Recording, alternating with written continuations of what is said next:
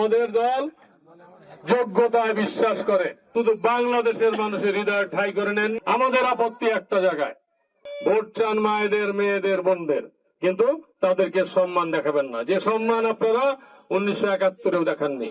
যদি নারীদের ব্যাপারে তাদের সম্মান থাকতো, নারীর ক্ষমতায়নে ওরা যদি বিশ্বাস করতেন, তাহলে অন্তত 300 আসনের মধ্যে একজন নারীকে হলে নমিনেশন দিতেন। তাই নাই। ওনাদের সম্মানিত আমির একথাও বলেন যে ওনাদের দলের শীর্ষ পর্যায়ে কোন নারীর আসীন হওয়ার কোন সম্ভাবনা নাই। আর আমাদের দল যোগ্যতায় বিশ্বাস করে, আমাদের দল যোগ্যতা বিশ্বাস করে বলেই বহু নারী নেতৃত্বকে নমিনেশন দেওয়া হয়েছে।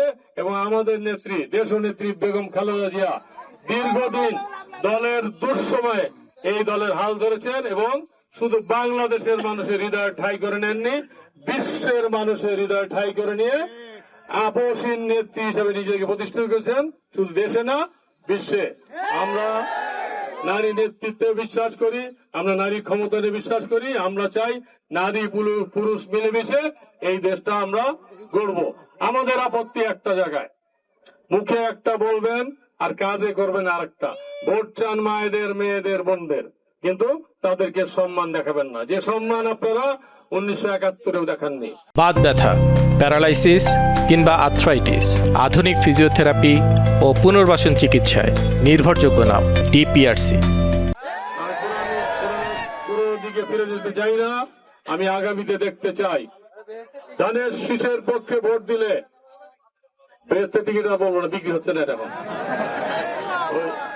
ধানের শীষের পক্ষে ভোট দিলে উন্নয়নের কথা হবে।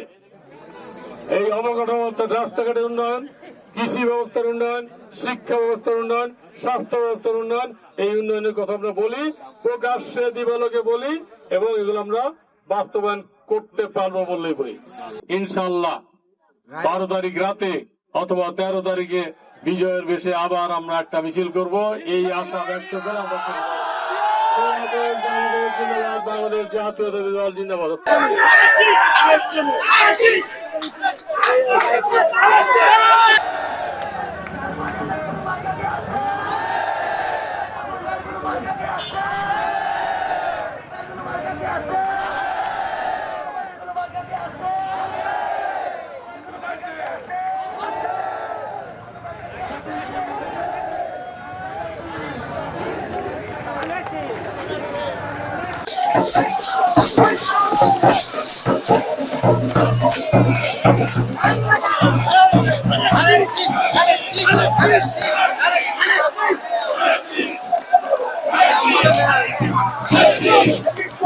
Action!